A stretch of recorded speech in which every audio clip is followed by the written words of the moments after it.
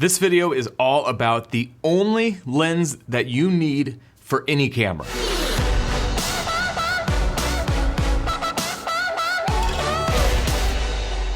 So today we're talking about one lens only. However, I'm not talking about just a specific lens manufacturer, anything like that. So as creators, we obviously have so many choices when it comes to lenses. However, I've found that there is one lens that I always go to no matter what I'm doing. This lens is always on me wherever I go, and I use it to get awesome cinematic B-roll or to do things like shoot interviews or just grab whatever footage that I need. And that lens is a 50mm prime. So no matter what camera I'm using, I always have a 50mm prime with me. And you might say that, yeah, that lens is a very common lens. It is, because there is a lot of uses for this lens. The 50mm is like the perfect focal length to basically get any type of shot that you need. The only place that I would say that it doesn't work that well is vlogging, because you can't get the camera far enough away when you're holding it out in front of you, but every other use, you can use a 50mm, which is pretty amazing. So I shoot on the Panasonic GH5, and the equivalent to a 50mm is my 25 1.4.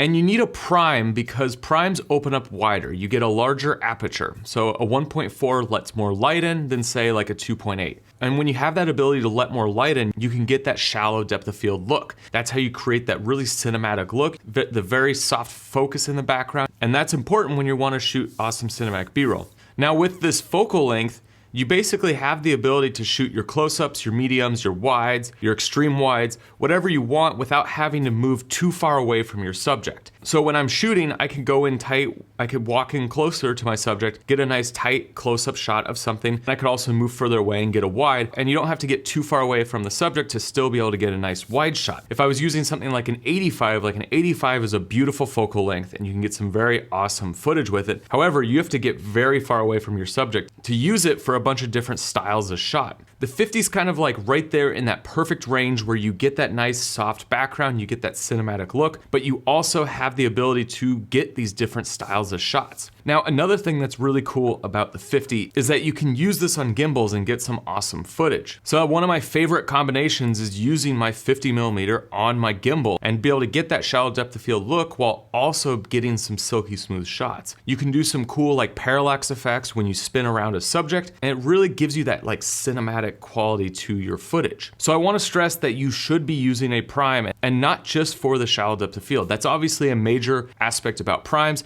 You get shallow depth of field, they're very sharp lenses. However, when you force yourself to work with a single focal length, it forces you as the creator to get more creative with what it is that you're shooting. You have to think about your shots more than just standing there and reframing using a zoom. So when you actually want to get in tighter, you have to walk forward to the subject and make that conscious decision to do that movement and make that change. It forces you to think about what it is that you're shooting before you hit that record button. You don't have that ability to quickly zoom and grab the shot if you're too far away. So using primes will actually make your technique stronger as a creator because you're gonna be putting more thought into the images that you're creating. And I know a lot of times when we get a camera, we go instantly for the zoom that has as many focal lengths as possible and try to keep costs down and give yourself the most flexibility when it comes to shooting. The issue is those lenses don't have fast apertures. A lot of times they're not consistent apertures, and having a zoom lens that goes from super wide to super punched in isn't going to force you to be creative. When you have a single focal length and you have a wide aperture, you have all the tools at your disposal to make awesome footage, and you're not limited by yourself because you're gonna have to be actively engaged with the process of shooting. Now, one thing to note is that when you're shooting on these fast primes and you wanna get that shallow depth of field, you're gonna need to use an ND filter. Now, I'll include some links down below to some more tutorials on getting shallow depth of field and some other techniques that really work well when you're working with primes.